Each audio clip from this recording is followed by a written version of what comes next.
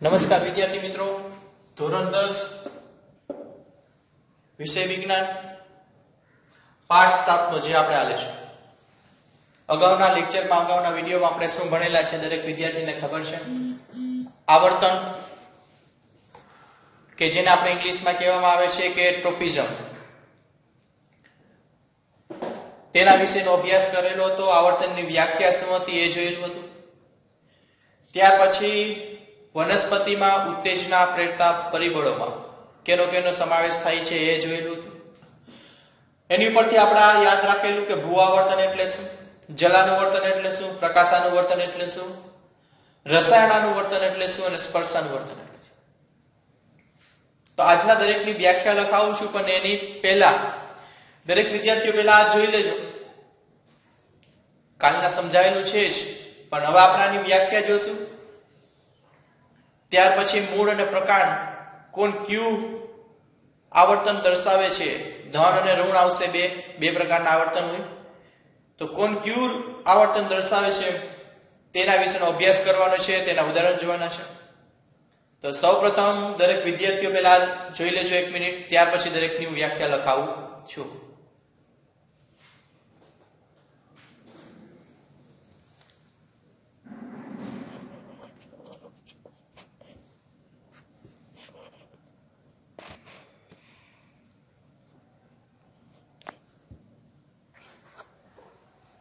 જો દરેક વિદ્યાર્થીઓ પહેલા આપણે જોઈએ ભૂ આવર્તન. તમને એકની વ્યાખ્યા આવડશે એટલે એની ઉપરથી બીજા દરેકની વ્યાખ્યા આવડી જશે.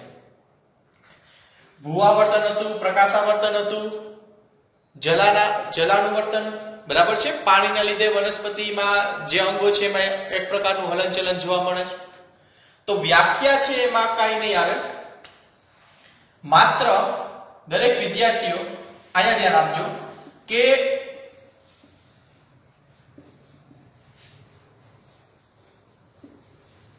જેની નીચે આપણે અંડરલાઈન કરેલી છે ને એ જે શબ્દ છે એ બદલાશે, બાકી આખી વ્યાખ્યા જેમ છે એમ જ આવશે. જોજો, ભૂ આવર્તનનો અર્થ શું થાય કે ગુરુત્વાકર્ષણ પ્રતિક્રિયા રૂપે વનસ્પતિના અંગોમાં થતા હલનચલન.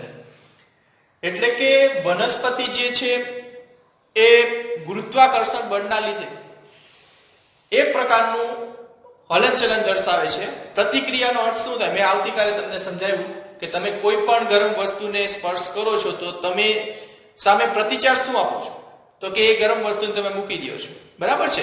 ટૂંકમાં આપણે રિપ્લાય આપો, એના જેવો અર્થ થાય છે. ભૂ આવર્તનમાં આવશે કે ગુરુત્વાકર્ષણ પ્રતિક્રિયા રૂપે વનસ્પતિના અંગોમાં થતા હલનચલન. આ જે ગુરુત્વાકર્ષણ છે તેના લીધે વનસ્પતિના અંગોમાં એક પ્રકારનું હલનચલન જોવા મળે છે, તેને શું કહેવામાં આવે છે? ભૂ આવર્તન. એ જ રીતના આવશે પ્રકાશાવર્તન. તો માત્ર ગુરુત્વાકર્ષણ છે તેની જગ્યાએ શું આવી જશે વર્ડ? તો કે ભાઈ વર્ડ એવો આવી જશે કે પ્રકાશ. પ્રકાશાનુવર્તન એટલે કેની હાજરી હશે? તો કે પ્રકાશ. હવે અહીંયા આવી જશે, માની લો કે મેં લખ્યું છે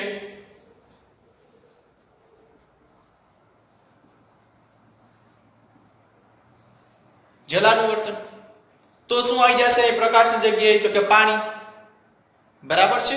પછી રસાયણનું વર્તન, તો શું આવી જશે વર્ડ? જો ખાલી એક એક શબ્દ જ યાદ રાખવાનો છે. ભૂ આવર્તન હોય તો ગુરુત્વાકર્ષણ આવશે, પ્રકાશાવર્તન હોય તો પ્રકાશ આવશે, જલાનુવર્તન હોય તો પાણી આવશે, ત્યાર પછી રસાયણાનુવર્તન હોય તો અહીંયા રસાયણ આવશે જે શબ્દ છે ત્યાં, અને લાસ્ટ સ્પર્શાનુવર્તન. તો શું આવશે અહીંયા? સ્પર્શ. કે સ્પર્શની પ્રતિક્રિયા રૂપે વનસ્પતિના અંગોમાં થતા હલનચલનને શું કહેવાય છે? આપણે સ્પર્શાનુવર્તન. બરાબર છે. આ ખાલી એક એક વર્ડ જ યાદ રાખવાનો છે. જો ને આ જે વ્યાખ્યા છે તમને વન લાઇનર, બરાબર છે, શોર્ટ ક્વેશ્ચનમાં પણ પૂછાઈ શકે છે, MCQ માં પૂછાઈ શકે છે. તો માત્ર ને માત્ર જે છે એક જ શબ્દ યાદ રાખવાનો, કોઈ પણ એકની વ્યાખ્યા બાકી કરી લેવાની, ત્યાર પછી આપણે આ જે શબ્દ જે છે એ બદલાતો છે, બરાબર છે.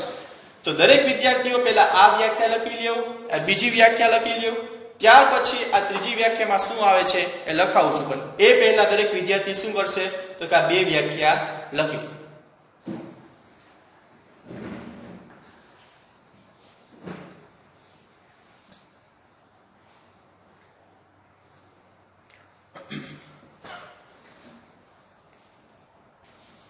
જો વિદ્યાર્થીઓ ત્યાર પછી જે જલાનું વર્તન, માત્ર મેં તમને કીધેલું છે એક જ વર્ડમાં એક જ શબ્દમાં ફરક આવશે કે પાણીની પ્રતિક્રિયા રૂપે પાણીની હાજરીમાં વનસ્પતિ એક પ્રકારનું હલનચલન દર્શાવે છે. વનસ્પતિના અમુક અંગો છે, ખાસ કરીને આપણે સમજવાનું છે મૂળ અને બીજું છે પ્રકાર. આ બે અંગો જે છે એ શું દર્શાવે છે તો કે એક પ્રકારનું હલનચલન દર્શાવશે. ત્યાર પછી રસાયણ, તો કે રસાયણની પ્રતિક્રિયા રૂપે વનસ્પતિના અંગોમાં થતા હલનચલનને રસાયણાવર્તન કહે છે. સ્પર્શાનુવર્તનમાં તો કે સ્પર્શની પ્રતિક્રિયા રૂપે વનસ્પતિના અંગોમાં થતા હલનચલનને શું કહેવાય છે? સ્પર્શાનુવર્તન. તો માત્ર ને માત્ર જે ફેરફાર આવે છે ક્યાં આવે છે તો કે જે એક એક શબ્દમાં જલ એટલે કે પાણી, રસાયણ એટલે કે રસાયણ જ છે, અને સ્પર્શાનુવર્તન ત્યાં આવશે સ્પર્શ. બરાબર છે? તો દરેક વિદ્યાર્થીએ માત્ર જો એક વ્યાખ્યા આવડતી હશે ને તેની પરથી બધી વ્યાખ્યા આવડી છે. હવે શું જોવાનું છે તો કે હવે જે મૂળ છે એ ક્યુ આવર્તન દર્શાવે છે, મીન્સ કે તમને પૂછે કે ભાઈ મૂળ છે એ ક્યુ જલાનું વર્તન દર્શાવે છે, એને આપણે ઉદાહરણ જોવાના છે. પણ તે પહેલા દરેક વિદ્યાર્થીઓ આ 1, 2 અને 3 વ્યાખ્યા લખી જાઓ. બરાબર છે? જે ફેરફાર આવે છે ત્યાં નીચે આવી અંડરલાઈન કરી નાખજો કે જેથી કરીને ખબર પડે કે જ્યાં એક જ જગ્યાએ આપણે ફેરફાર કરવાનો છે, બાકી આખી વ્યાખ્યા જોઈ લો સરખી જ રહેશે. બરાબર છે? હવે જે સમજવાનું છે હવે જ છે, પણ એ પહેલા દરેક વિદ્યાર્થીઓ 3 વ્યાખ્યા લખી લ્યો. ત્યાર પછી હું તમને એક પોઈન્ટ સમજાવું છું જે સમજવા લાયક છે. બરાબર છે? તો એની પહેલા દરેક વિદ્યાર્થીઓ 3 વ્યાખ્યા લખી.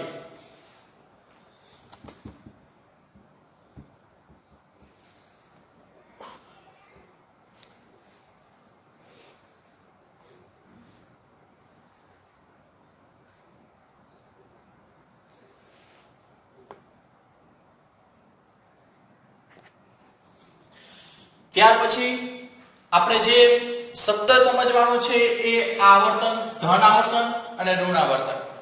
એમાં પણ ફરક ક્યાં પડે છે એ ખાસ જોજો કે વનસ્પતિના અંગની વૃદ્ધિ, બરાબર છે? વનસ્પતિના અંગની વૃદ્ધિ મેં તમને પહેલા જ કીધું છે એક મૂળ આવશે, એક પ્રકાંડ આવશે. આ બે આવશે કે વનસ્પતિના અંગની વૃદ્ધિ, ઉત્તેજના પ્રેરતા પરિબળ. હવે ઉત્તેજના પ્રેરતા પરિબળમાં કોણ આવશે? એક તો ગુરુત્વાકર્ષણ આવે છે, પ્રકાશ, પાણી, રસાયણ અને સ્પર્શ. આ 5 જે છે એ આવે છે કયા પરિબળમાં? તો કે ઉત્તેજના પ્રેરતા પરિબળમાં. આ 5ની હાજરીમાં આ જે વનસ્પતિના અંગો જે છે એ એક પ્રકારનું હલનચલન દર્શાવે છે. બરાબર છે? તો અહીંયા લખેલું છે કે ધન આવર્તન કોને કહેવાય અને ઋણ આવર્તન કોને કહેવાય? કે વનસ્પતિના અંગની વૃદ્ધિ ઉત્તેજના પ્રેરતા પરિબળની દિશા તરફ હોય તો તેને ધન આવર્તન કહે છે, અને આ જ વ્યાખ્યામાં જો અહીં દિશા તરફની જગ્યાએ આવી જશે, દિશાથી વિરુદ્ધ હોય તો તેને શું કહેવામાં આવે છે? ઋણ આવર્તન કહેવામાં આવે છે. હવે આ જે છે અત્યારના નહીં સમજાય, પણ એક અહીંયા ઉદાહરણ લખીશું. માની લ્યો છોકરાઓ કે અહીંયા લખ્યું છે ભૂ આવર્તન. ભૂ આવર્તનનો અર્થ શું થાય તો કે ગુરુત્વાકર્ષણની પ્રતિક્રિયા રૂપે, બરાબર છે, અથવા તો પ્રતિચાર રૂપે વનસ્પતિના અંગોમાં થતા હલનચલનને શું કહેવામાં આવે છે? ભૂ આવર્તન. ગુરુત્વાકર્ષણ, ભૂ આવર્તનનો અર્થ થાય છે અહીંયા શબ્દ આવશે ગુરુત્વાકર્ષણ. હવે તમને પૂછે, મેં પહેલા જ મેં કીધું છે કે મૂળ, આના ઉદાહરણમાં આવશે મૂળ અને પ્રકાર. તમને પૂછે કે મૂળ ક્યુ ભૂ આવર્તન દર્શાવે છે, અથવા તો આપણે આમ લખીએ ને,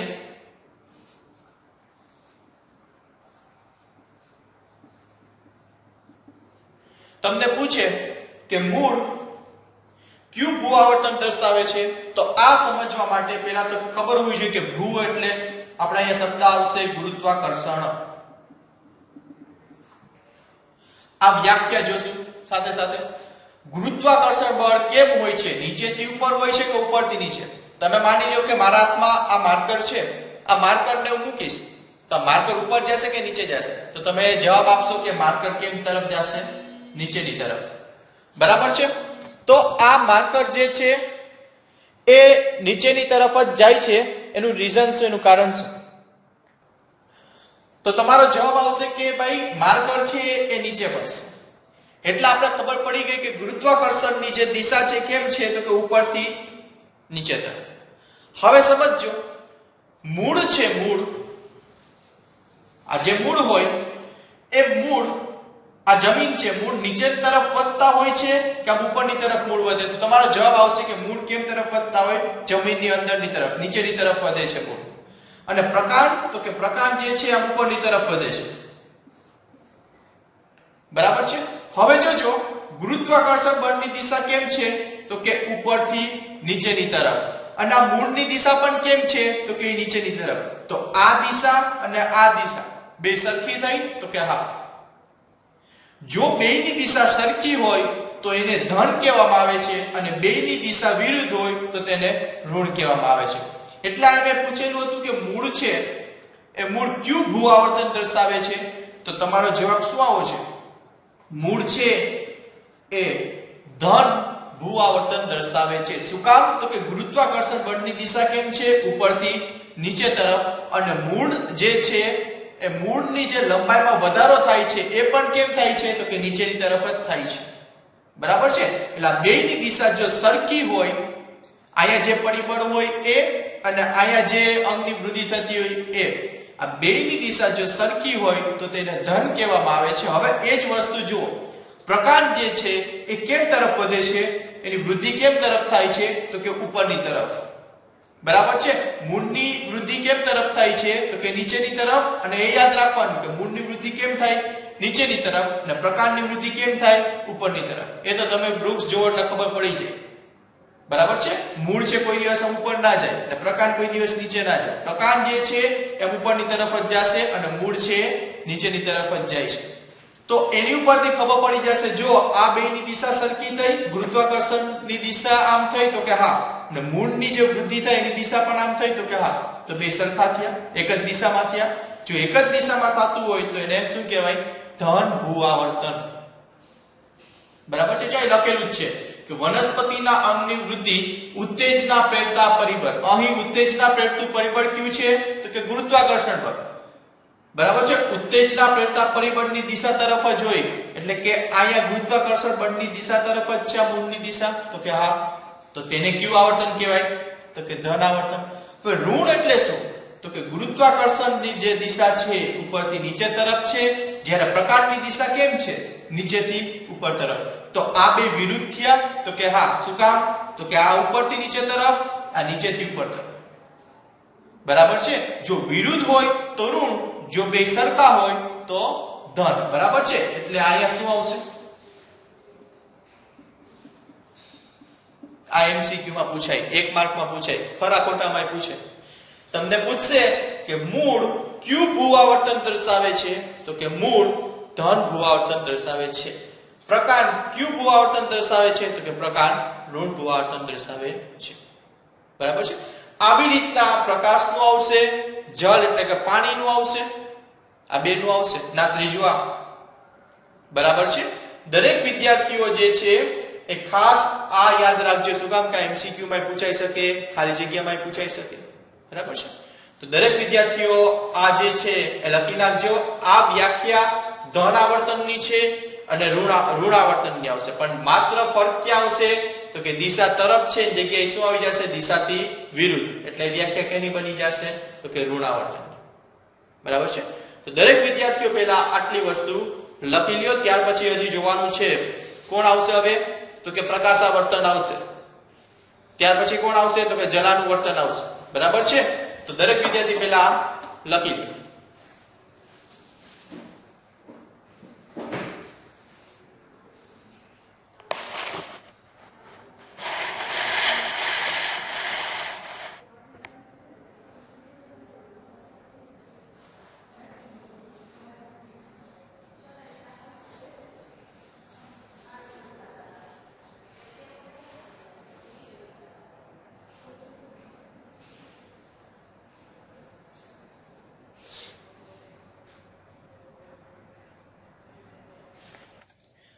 હવે જોઈએ આપણે જલાનું વર્તન.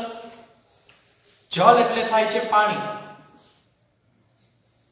આ જમીન છે, જમીનમાં મૂળ છે કેમ તરફ વધે છે તો કે નીચેની તરફ. પ્રકાંડ છે કેમ તરફ વધે છે તો કે ઉપરની તરફ.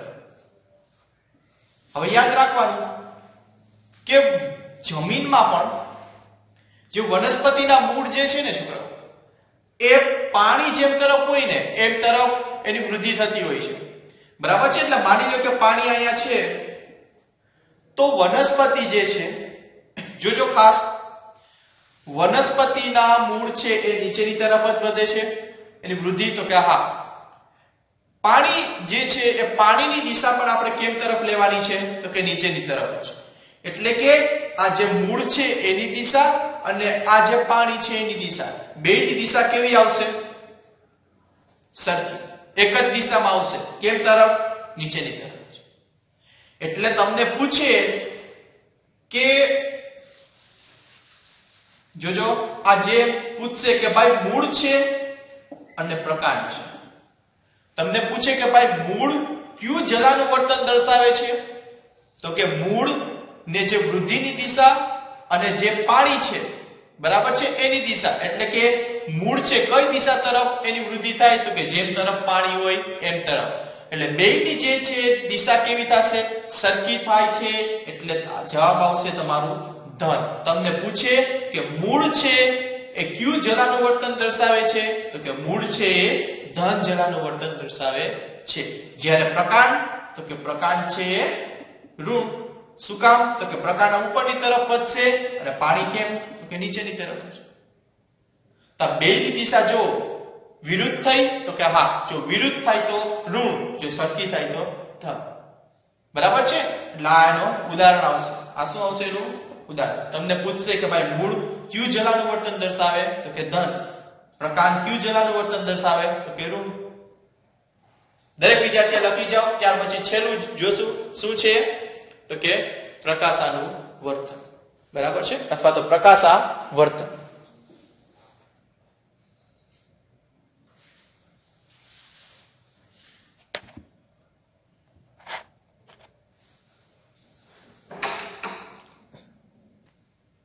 હવે છોકરાઓ જોઈએ પ્રકાશાવર્તન.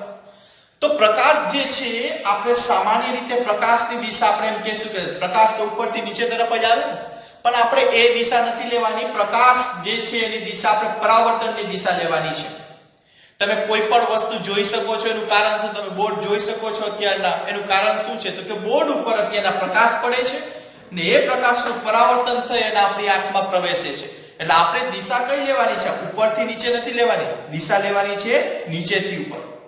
બરાબર છે? એટલે પ્રકાશની દિશા કેમ લેવાની છે તો કે ભાઈ નીચેથી ઉપરની તરફ.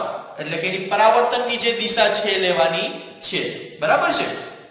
હવે જોઈએ મૂળ છે કેમ તરફ વધે છે તો કે મૂળ છે નીચેની તરફ વધે છે. પ્રકાંડ જે છે કેમ તરફ વધે છે તો કે પ્રકાંડ છે ઉપરની તરફ વધે છે. હા કે ના? તો કે હા. તો મેં તમને કીધું છે કે પ્રકાશની દિશા કેમ લેવાની છે? નીચેથી ઉપર કે આમથી આમ? તો કે કાઈ લખેલી છે નીચેથી ઉપરની તરફ. હવે જોજો, પ્રકાશની દિશા આમ છે તો કે હા. પ્રકાંડ વધે છે એની દિશા, પ્રકાંડ છે ઉપરની તરફ વધે છે કે નીચેની તરફ? તો તમારો જવાબ આવશે કે પ્રકાંડ જે છે એ ઉપરની તરફ વધે છે અને પ્રકાશની દિશા પણ કેવી છે? ઉપરની તરફ. તો આ જે પ્રકાશની દિશા અને આ પ્રકાંડની વૃદ્ધિ થાય છે એ દિશા બે સરખી થઈ કે અલગ અલગ? સરખી થઈ કે વિરુદ્ધ થઈ? તો તમારો જવાબ આવશે કે એ કેવું થયું? સરખી થઈ.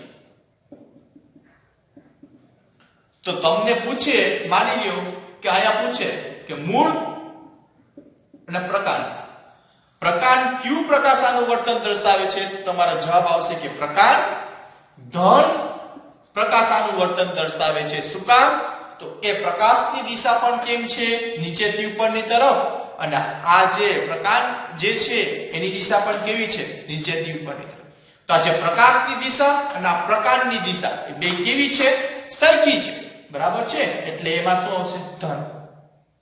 ઋણ કેમ આવશે તો કે ઋણ આવશે મૂળમાં. શું કામ? તો કે મૂળ નીચેની તરફ વધે છે અને પ્રકાશની દિશા કેમ છે? ઉપરની તરફ. જો આ સમજશો તો સમજાશે, બાકી અઘરું છે તો કાંઈ નથી ઓમ બહુ ઈઝીમાં ઈઝી, ખાલી આપણે દરેકની દિશા જોવાની છે કે પ્રકાશ છે કેમ કે ઉપરની તરફ. ને તો આપણે ખબર હોવી જ જોઈએ કે મૂળ નીચેની તરફ વધે છે અને પ્રકાશ છે એ ઉપરની તરફ વૃદ્ધિ કરે છે. બરાબર છે? તો આ પ્રકાશાવર્તન હતું. હવે આવશે આના પછીનો જે પોઈન્ટ છે આવશે રસાયણનું વર્તન અને ત્યાર પછી સ્પર્શાનું વર્તન. પણ એમાં ધન અને ઋણ એવું કઈ નહીં આવે. બરાબર છે? તો આપણે હવે જોઈએ રસાયણનું વર્તન. તો તે પહેલા દરેક વિદ્યાર્થીઓ આ લખી લેજો.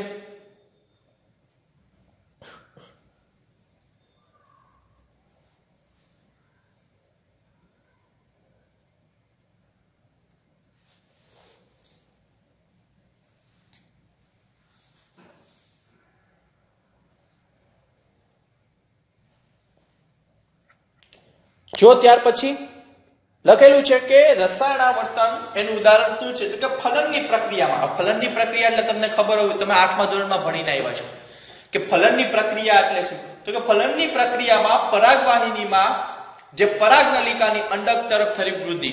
તો હું તમને હમણાં એક ફોટો છે, પિક્ચર છે દેખાડું છું. એની પરથી તમને દરેક વિદ્યાર્થીને ખ્યાલ આવી જશે. બરાબર છે? તો આ પહેલા લખી લ્યો દરેક વિદ્યાર્થીને, હું હમણાં દેખાડું છું જે ફોટો છે.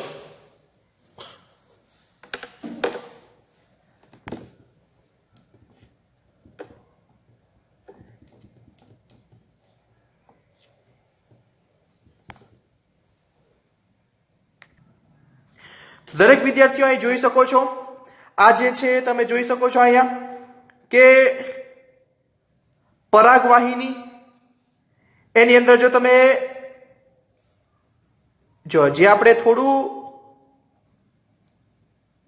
ઝૂમ કરીને જોઈએ, બરાબર છે, જેથી કરીને તમને થોડું વ્યવસ્થિત રીતના દેખાય. જો છોકરો અહીંયા તમને લોકોને એક જગ જેવું દેખાતું હશે, બે. એ શું છે? પરાગવાહિની. પરાગવાહિનીની અંદર જો તમને ઉપર નાની એવી લીટી દેખાય છે, જ્યાં દેખાય છે આ જે ઉપરની જે લીટી જેવું છે એ પરાગનલિકા છે. એ પરાગનલિકા ધીમે ધીમે ધીમે ધીમે જે અંડક જે છે, અંડક એટલે જો તમને જે વચ્ચે દેખાય છે ને અંડક છે, એ અંડક તરફ પરાગનલિકા જે છે એ ધીરે ધીરે ધીરે શું તો કે આવે છે. બરાબર છે? એ કેનું ઉદાહરણ છે? તો કે ઉદાહરણ છે એ આપણે અત્યારના ભણ્યું છે. શું? તો કે રસાયણનું વર્તનનું ઉદાહરણ છે. વ્યવસ્થિત રીતના જે આકૃતિ આપણે યુનિટ નંબર 8, બરાબર છે, 8મા પાઠમાં આપણે આના વિશે વિસ્તૃત અભ્યાસ કરવાનો રહેશે. ત્યાર પછી લાસ્ટ પોઈન્ટ, છેલ્લામાં છેલ્લો પોઈન્ટ જેનું નામ છે સ્પર્શાનું વર્તન. એનું ઉદાહરણ જોઈએ કે વનસ્પતિના સૂત્રાંગો આધારકની ફરતે વીંટળાઈ જાય છે. હવે આનો અર્થ શું થાય એ પણ હું તમને આકૃતિ દ્વારા હમણાં દેખાડું છું. બરાબર છે? તો જોઈએ હવે એની આકૃતિ. તો જો છોકરાઓ અહીં તમે જોઈ શકો છો, આ જે છે આકૃતિ કેની છે? તો કે જો તમે એક આધારક એટલે જો વચ્ચે તમને એક થડ જેવું જો આ રીતના જોવા મળે છે, એક ડાળી જેવું, એ આધારક છે. એની ફરતે જો સૂત્રાંગો એટલે જો તમે એની ફરતે જો આમ વીંટળાઈ ગયેલું કંઈક જોવા મળે છે, એ સૂત્રાંગો છે. બરાબર છે? વટાણાના છોડમાં પણ હોય છે એક્ઝેક્ટ આવી ઘટના. કારેલા જે છે, બરાબર છે, એના જે વેલા હોય છે એમાં પણ આવી રીતના રચના આવેલી હોય છે. તો આ જે ઉદાહરણ છે કેનું છે? તો કે આ ઉદાહરણ છે એ સ્પર્શાનું વર્તનનું છે. બરાબર છે? કે વનસ્પતિના સૂત્રાંગો આધારકની ફરતે શું થાય છે? જો આ રીતના વીંટળાઈ જાય છે. જો આ ઉદાહરણ છે, એ તમે ફોટા દ્વારા જોઈ શકો છો. બરાબર છે? તો આજના લેક્ચરમાં આપણે અહીં સુધીનું ભણવાનું છે. દરેક વિદ્યાર્થીઓ થોડો સમજી અને પછી લખજો, જેથી કરીને તમને આગળ જતા એક્ઝામમાં ભૂલાય નહીં, થોડો ઉપયોગી બને એટલા માટે. બરાબર છે? તો આજના લેક્ચરમાં, આજના વિડીયોમાં આપણે અહીં સુધીનું ભણવાનું છે દરેક વિદ્યાર્થી.